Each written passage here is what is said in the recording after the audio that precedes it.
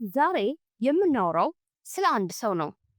ስለ አንድ የፀሐይ ልጅ፣ ስለ ታላቁ ጋላክሲ መሪና በዓለም ላይ በብቸኝነት የፀጉር ስታይሉን ማንም እንዳይቀዳጅ ስለከለከለው ሰው። አዎ እንደገመታችሁት ነው፣ ስለ ኪም ጆንግ ኡን። ሁላችንም እንደምናውቀው ሰሜን ኮሪያ በሚስጥር አጥር የታጠረች ሀገር ናት። ዛሬ ግን ያንን አጥር ጥሰን ይህ ሰው እንዴት ከስዊዘርላንድ የቸኮሌት አፍቃሪነት ተነስቶ የዓለምን ሰላም በኒውክሌር አዝራር ወደሚያስፈራራ መሪነት እንደመጣ እናያለን።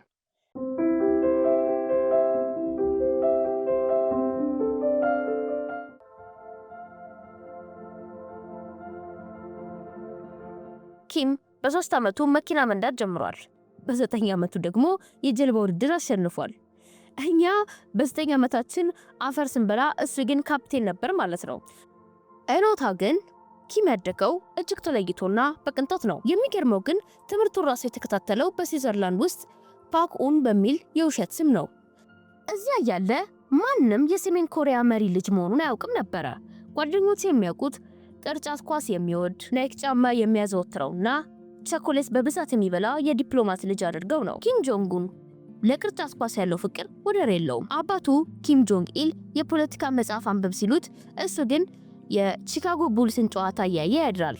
ምናልባትም ዛሬ አሜሪካን አጠፋታለሁ እያለ የሚዝታው ማይክል ጆርዳን ሰሜን ኮሪያ መጥቶ ለመጫወት ፈቃደኛ ስላልሆነ ይሆን?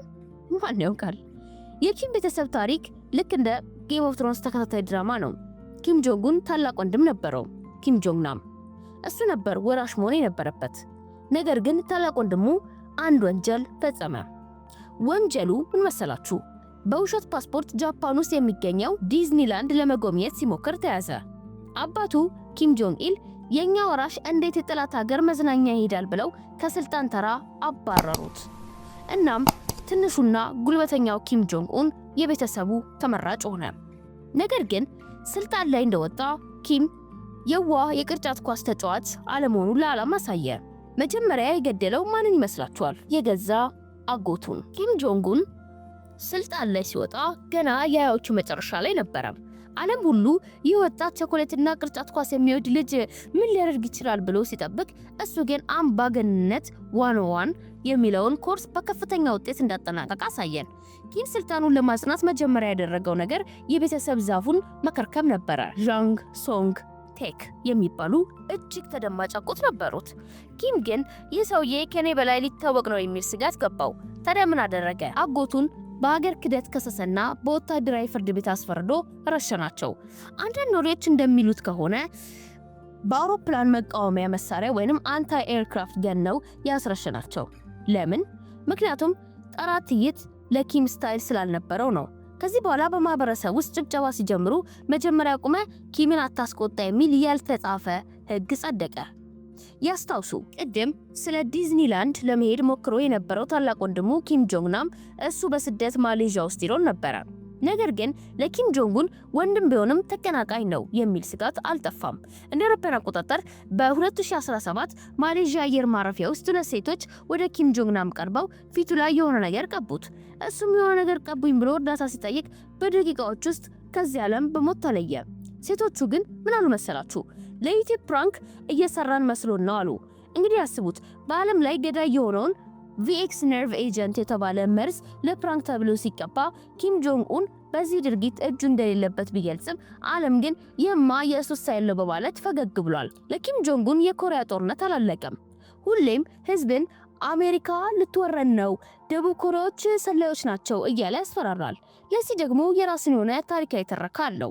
በሰሜን ኮሪያ ትምህርት ቤቶች ጦርነቱን የጀመሩት አሜሪካውያን እንደሆኑና በኪም አያት ኪም ኢል ሱንግ አሸናፊነት እንደተጠናቀቀ ነው የሚሰጠው። በእውነቱ ግን ጦርነቱ በስምምነት ቆመ እንጂ ማንም አላሸነፈም። ኪም ግን ሁል ጊዜም ቢሆን ራሱን እንደ ጦር መሪ ያሳያል። ምንም እንኳን ጦርነት ውስጥ ገብቶ ባያቅም ትልቁ ውጊያው ከበርገር ጋር ቢሆንም፣ ነገር ግን አሁን ኪም ቤተሰቡን አጽርቷል። ቀጣይ ስራው ደግሞ የቤተሰብ ንግዱን ከማን ጋር እንደሚመራ መወሰን ነው። እዚህ ጋር ነው እንግዲህ የሰሜን ኮሪያዋ ጨካኝ ልዕልት ብቅ የምትለው። እርሷም ደግሞ የዓለማችን አደገኛ ሴት ብላ የተሰየመች እህቱ። ከኪም ጆንግ ኡን ጀርባ ሁሌም አንዲት ቀጭን ፊቷ ላይ ፈገግታ የማይታይባትና በቁጣ የምትመለከት ሴት ትሳያለች። ኪም ዮ ጆንግ ናት። ሚናዋም እሷ የኪም ጥቁር ሳጥን ናት። ወንድሟ ስልጣን ላይ ሲወጣ ምስሉን የገነባቸው ንግግሮቹን የምትጽፈውና የሀገሪቱን ፕሮፓጋንዳ የምትመራው እሷ ናት። ባሏ ደግሞ ኪም ጆንግ ኡን አልፎ አልፎ ፈገግ ይላል። እሷ ግን የሰሜን ኮሪያ በረዶ ንግስት ናት። ደቡብ ኮሪያን ስትሰድብ የቆሸሹ ውሾች፣ የተቃጠሉ ድመቶች እያለች ነው የምታጥባቸው። ብዙዎቹ እንደሚሉት ኪም ጆንግ ኡን በጤና ምክንያት ቢወድቅ ቀጣዩ ታላቅ መሪ እሷ ልትሆን ትችላለች። እግዚአብሔር ያውቃል እንግዲህ እሷ ወንድሟን የዋህ ልታስመስለው ትችላለች። በሌላ በኩል ደግሞ የኪም ሚስ ሪ ሶል ጁ ትገኛለች። እሷ የቀድሞ ዘፋኝ እንደነበረች ይነገራል። በሰሜን ኮሪያ ሴቶች ሁሉ ላይ ወታደራዊ ልብስ ወይም ባህላዊ ቀሚስ እንዲለብሱ በሚገደዱበት ሀገር እሷ ግን ዲዮርና ሻኔል ቦርሳዎችን ይዛ ትታያለች። የሚገርመው ግን ሪ ሶል ጁ መቼ እንደተወለደች በትክክል ስንት ልጆች እንዳሏት ማንም አያውቅም። አልፎ አልፎ ለወራት ትሰወራለች። ከዚያም በድንገት ደግሞ ድቅን ትላ ፋሽኗን ታሳያለች። ምናልባትም የዲክቴተር ሚስት መሆን የራሱ የሆነ የረፍት ጊዜ ያስፈልገው ይሆናል። ኪም ጆንግ ኡን ራሱን እንደ ፊልም ተዋናይ ማየት ይወዳል። ያስታውሳሉ ሚሳኤል ሲያስወነጭፍ የተቀረጸው ቪዲዮ። ጥቁር የቆዳ ጃኬት ለብሶ ጥቁር መነጽር አድርጎ በዝግታ እየተራመደ ሰዓቱን ሲመለከት ልክ ቶፕ ገን ፊልም ያለውን ቶም ክሩዝን ለመምሰል ሞክሮ ነበር። ብቸኛው ልዩነት ቶም ክሩዝ አውሮፕላን ሲያበር ኪም ጆንግ ኡን ቺዝ እየበላ ሚሳኤል ማጀቡ ነው። በነገራችን ላይ ኪም የስዊዘርላንድ ኤሜንታል ቺዝ ከመውደዱ የተነሳ በጣም ወፍሮ ስለነበር ለተወሰነ ጊዜ መራመድ አቅቶት እንደነበርም ይታወሳል። ለሀገሩ ሲል ሳይሆን ለቺዝ ሲል መስዋዕትነትን የከፈለ መሪ። ነገር ግን ጨዋታውና ስላቁ እዚህ ጋር ያበቃል። ኪም ጆንግ ኡን ለምን አቶሚክ ቦምብ ላይ አበደ? ከአሜሪካ ፕሬዝዳንቶች ጋር ያለው የፍቅርና የጥላቻ ግንኙነትስ ምን ይመስላል? እስካሁን የኪምን ቤተሰባዊ ፍቅር አይተናል። አሁን ደግሞ ኪም ጆንግ ኡን ከዓለም ጋር ያለው ግንኙነትን እንይ። ኪም ለዓለም ያለው መልእክት ግልጽ ነው። ካልወደዳችኝ ቦምብ ተኩሳለሁ። የኪም ጆንግ ኡንና የዶናልድ ትራምፕ ግንኙነት በታሪክ የማይረሳ የሮለር ኮስተር ጉዞ ነበረ። መጀመሪያ ትራምፕ ኪምን ትንሹ ሮኬት ማን እያለው ይጠራው ነበረ። ኪም ደግሞ በምላሹ ትራምፕን የአእምሮ በሽተኛ አዛውንት ብሎ ሰደበው። ዓለም ሁሉ ጦርነት ተነሳ ብሎ ሲፈራ መሃል ላይ በድንገት በሲንጋፖር ተገናኝተው እጅ ለእጅ ተጨባበጡ። ትራምፕ ተዋደድን እኮ የሚያምር ፍቅር ደብዳቤዎች ጽፎልኛል አለ። በመጨረሻም ኪም ኒውክሌሩን አልተውም አለ። ትራምፕም ወደ ቤቱ ሄደ። ዛሬም ድረስ ኪም ያንን የትራምፕን የፍቅር ደብዳቤ በክፈፍ አድርጎ ግድግዳ ላይ ሰቅሎት ይሆን? ማን ያውቃል? ዓለም ሁሉ ዲፕሎማቶችን ወደ ፒዮንግያንግ ሲልክ ኪም ግን የመረጠው ማንም መሰላችሁ? የቀድሞውን የቅርጫት ኳስ ተጫዋች ዴኒስ ሮድማንን። ዴኒስ ሮድማን ሰሜን ኮሪያ ሄዶ ከኪም ጋር አብሮ ቮድካ ሲጠጣ ኪም ደግሞ መልካም ልደት ብሎ ሲዘፍንለት አይተናል። ይህ ነው እንግዲህ የሰሜን ኮሪያ ዲፕሎማሲ።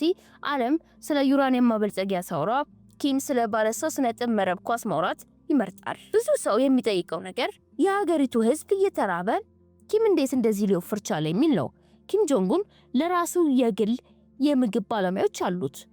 ፒዛ ለማምጣት ሰዎችን ወደ ጣሊያን ይልካል። ምርጥ ስጋ ለማግኘት ወደ ጃፓን ይልካል።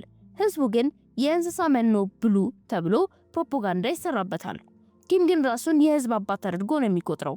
አባት መጀመሪያ መጥገብ አለበት የሚል ህግ በሰሜን ኮሪያ ብቻ ያለ ሳይሆን አይቀርም። ታዲያም የዚህ ሁሉ መጨረሻ ምን ይሆን? ሚሳኤል ማስወንጨፍ። ኪም በየሳምንቱ ባህር ውስጥ ሚሳኤል ይተኩሳል። ባህር ውስጥ ያሉ አሳዎች ምን አደረግን ሳይሉት አይቀሩም።